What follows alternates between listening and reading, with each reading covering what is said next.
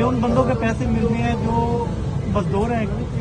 दूसरे नंबर पे जो से हैं बेवा औरतें हैं, जो उसके बाद जो से है जिनके हाथ पाँव खराब है, सबके जो से चेक कर हम खुश हैं। ਇਹ ਜ਼ਿਆਦਾ ਅੱਛਾ ਜਾਂ ਜਿਹੜਾ ਰਾਸ਼ਨ ਦੇਈਦਾ ਸੀ ਉਹ ਜ਼ਿਆਦਾ ਅੱਛਾ अच्छा ही है, अच्छा ही है। ਤੁਹਾਡੇ ਬੱਚੇ ਕਿੰਨੇ ਨੇ? ये बच्चा कोई नहीं है, एक बच्ची है अस्सलाम वालेकुम, बहुत शुक्रिया आपने बेवा की मदद पाकिस्तान जिंदा शुक्रिया। ਤੁਹਾਡੇ ਬੱਚੇ ਕਿੰਨੇ ਨੇ? दो बेटियां ने बहुत खुशी हुई, शुक्रिया मैडम। ਤੁਸੀਂ ਕੀ ਕਰਦੇ ਹੋ? ਕੀ ਕੰਮ ਕਰਦੇ ਹੋ? ਬਜਰੀ ਵਾਲਾ ਕੰਮ ਕਰਦੇ ਹੋ। ਬੱਚੇ ਕਿੰਨੇ ਨੇ? ਤੇ ਤੁਹਾਡੇ ਬੱਚੇ ਕਿੰਨੇ ਨੇ? मेरे 4 बच्चे ने। आदमी ने कितनी देर होया फोत होया? 11वां साल 11वां साल है। आपके बच्चे कितने? 4 बच्चे। मियाँ को कितनी देर हो गया फोत?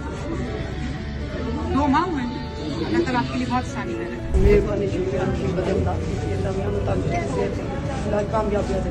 ਤੁਹਾਡੇ ਬੱਚੇ ਕਿੰਨੇ ਨੇ? 3। पाक उन सेहत दा तंदुरुस्ती दी है तैनू भी अल्लाह पाक सेहत तंदुरुस्ती। अम्मा जी बच्चे कितने ने? बच्चा मेरा एक या 4 किया 4 बेटियां ते एक बच्चा। हाँ। ते आदमी ने कितनी देर होगी फोत होया? कौन बच्चे हो गया फौत अच्छा हाँ जी चलो अल्लाह ताला ਤੁਹਾਡੇ ਲਈ ਆਸਾਨੀ ਪੈਦਾ करे। हाँ ਮਿਹਰਬਾਨੀ ਉਹਨਾਂ ਦੀ ਸਾਨੂੰ ਪਹਿਲੀ ਵਾਰ ਮਿਲਿਆ ਉਹਨਾਂ ਤੋਂ बच्चे कितने ਤੁਹਾਡੇ? शुक्रिया शुक्रिया बहुत बहुत क्या करेंगे इन बहुत पैसों करते हैं। अब खर्चा करेंगे। अम्मा खुश है? बच्चे कितने हैं? बच्चे 5 चाचा पैसे मिलन के दे की करोगे?